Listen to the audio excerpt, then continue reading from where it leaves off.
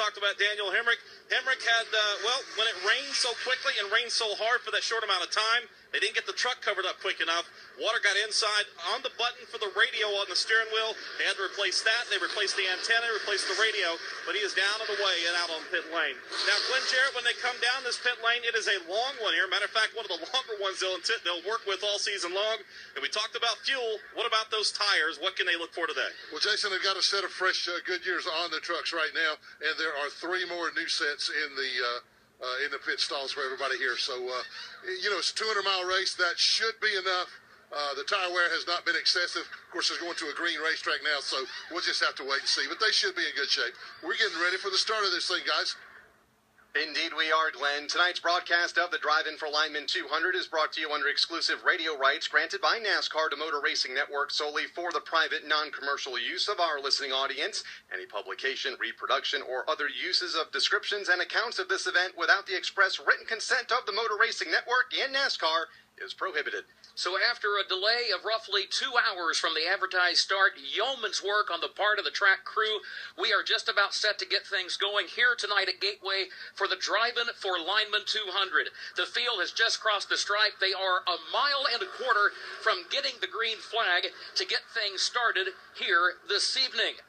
A reminder that the purse for tonight's race, just over $570,000, 160 laps, 200 miles will be the distance. We talked about the fact that there are no former winners in the lineup here tonight, but Joe Nemechek, one thing is for sure, things always get exciting at Gateway. Yes, they definitely do. We came back here in the 90s when they first started or first opened this racetrack and had some tough times with the first asphalt they put down, but all the new asphalt is incredible. Track's got some character. It's got some bumps. If you can make your truck run well, turn good in the center of the corner, you're going to get to the front. Half lap away from the American Ethanol green flag. American Ethanol is the official partner of NASCAR.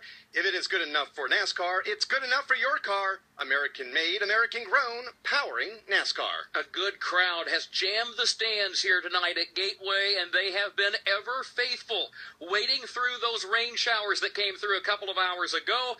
They have all returned to the stands.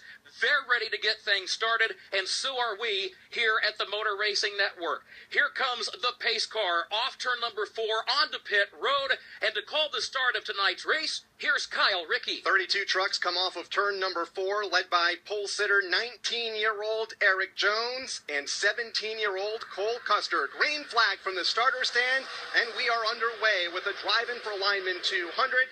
Eric Jones on the brake into turn number 1. On the inside of the racetrack, here comes Matt Crafton challenging Cole Custer for the second spot. And right now it's going to be Eric Jones drawing away to a very good lead on a good restart, actually good start. He's got about a 5 to 10 truck length advantage early. Pouring down into turn number 3. Matt Crafton challenging Cole Custer down to the inside. Go back to challenge for fourth. To be kind of ready for the outside of Johnny Sauter. Pole sitter Eric Jones has come out swinging here this evening.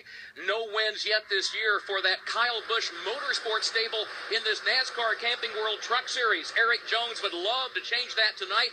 He asserts himself early back to turn 2. And right now, Cole Custer, Kurt, has settled into that number 2 position. It looked like Matt Crafton was going to get a piece of that number 2 position early. Crafton falls back into second. The lead 5 or 6 are now single file. Got to go outside the top 5 for the moment, but for the moment, Cole Custer looked to the outside for the moment, falls back in line. Pressure from Matt Crafton. A lot of pressure right now for Cole Custer. Matt Crafton is right there in third within a truck length off of turn number 4. And then just a couple of truck lengths behind them, Crafton's teammate in Johnny Sauter. Top 4 breakaway just a bit over a good battle for 5th between Tyler Reddick, Brandon Jones, Matt Tift, all in that battle as well as they make it off of turn 2 and hit the back straight away. And right now, even though everybody's single file, the wheels are turning, trying to find where that truck will work best on this racetrack. Cole Custer to within 2 truck lengths of Eric Jones. Matt Crafton, another truck length back in third.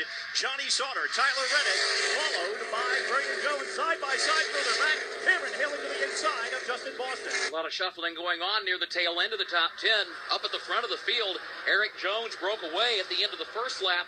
He's just put lap 3 on the board, but now he has company headed back to turn 2. And he does indeed as they work off of turn number 2. The field continues to be freight line right now down the back straightaway. We mentioned that was Justin Boston. Indeed, it's Matt Tift, another one of the young drivers that was under attack a few moments ago. Again, about a truck length separation for your top 3, about 4 truck lengths back to Johnny Sauter. And again, Tyler Rennick and Craig